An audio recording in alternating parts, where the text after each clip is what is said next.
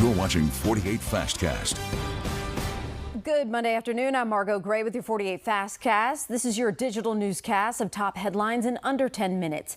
So strong storms will push into the valley tonight. So let's head over to Chief Meteorologist Brad Travis, who's tracking it all. Brad. Yeah, nothing really to worry about overnight tonight. It's the first alert weather day for tomorrow. What we're going to watch, Margot, is the chance for a few severe thunderstorms tomorrow, late morning into the afternoon hours. Latest guidance suggesting we may be a little bit more unstable than it looked just a couple of days ago. Here's a live view of Huntsville. Again, radar behind me. All that rain is still well off to the west. We don't expect the rain to move in until after midnight tonight. But overall, pretty nice day. It's been windy, though, at times, and that's always going to happen ahead of a stronger storm system. Again, the rain, a couple of showers up there near Pulaski. That's it. Here's that storm timeline. Again, it'll rain most of the night, if not all night tonight, but we will not see severe weather tonight. The storm threat, the severe threat is tomorrow, 10 a.m. to 1 p.m. across the northwest corner of the state, 11 a.m. to 2 p.m. here in the north central part of the state, and then 12 p.m. to 3 p.m.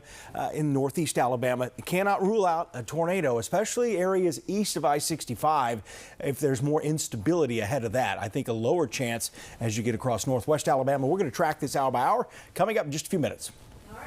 Turn our attention now to Guntersville, where authorities are releasing new information following an officer-involved shooting during a child sex abuse sting. So this all went down in the Warrington Shore area of Guntersville Saturday night.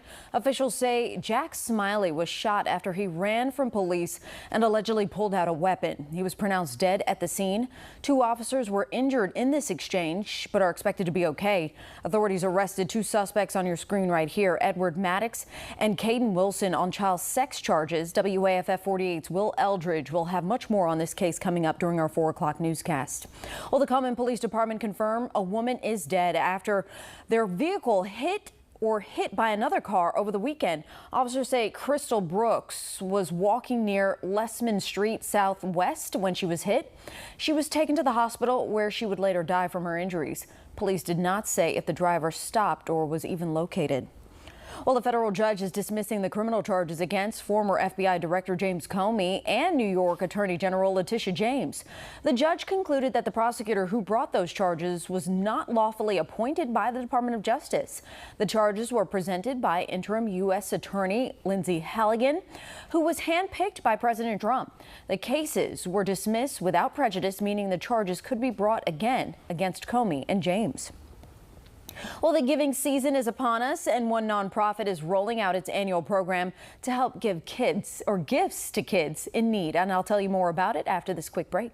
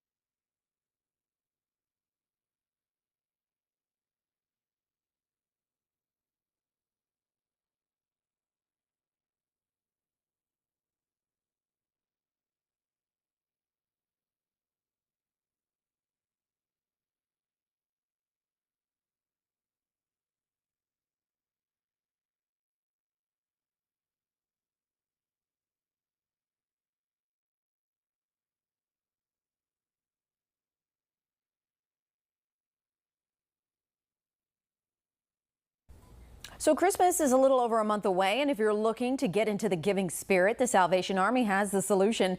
The Salvation Army is rolling out its Angel Tree program, where people can donate gifts to children in need in the area. So here's how it works. You pick out a child on the tree and then buy the items listed on that card before turning it into the Salvation Army.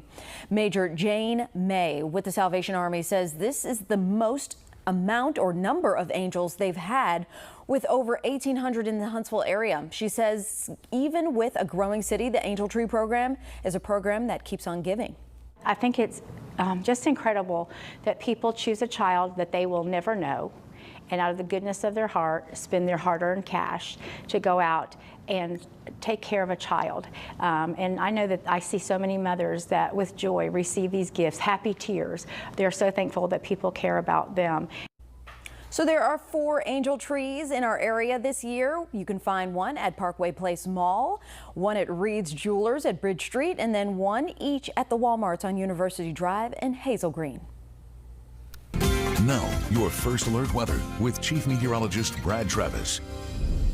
Well, not much to worry about overnight tonight. We've got heavy rain coming in. It'll be widespread. It'll last roughly from midnight to about 6 o'clock tomorrow morning.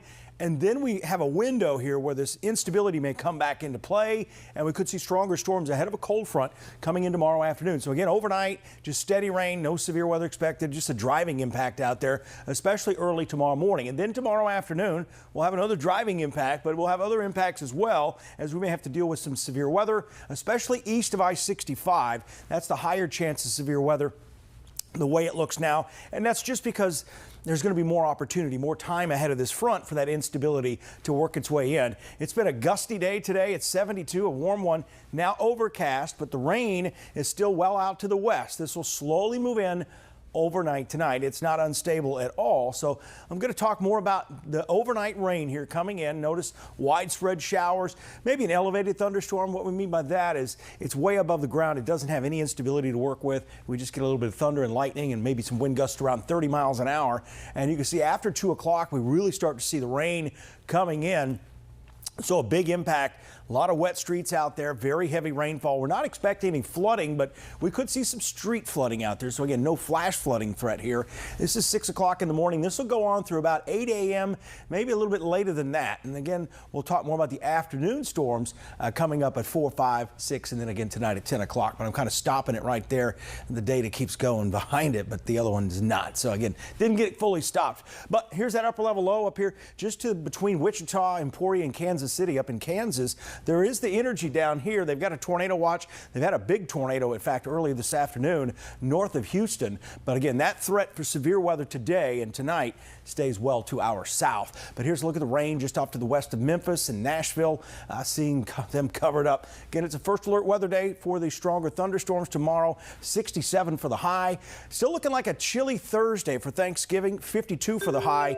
Then down to freezing overnight into Friday morning. But overall, looking a little bit warmer. The next thing we're monitoring is some Saturday night into Sunday rain that may come in with temperatures overnight in the 40s. All right. Well, that'll do it for this edition of your 48 Fastcast. Don't forget to tune in back here at WAFF 48 for on-air details for your latest headlines. You can see us at 4, 5, 6, and 10. Thanks for watching, and I hope you have a great Monday afternoon.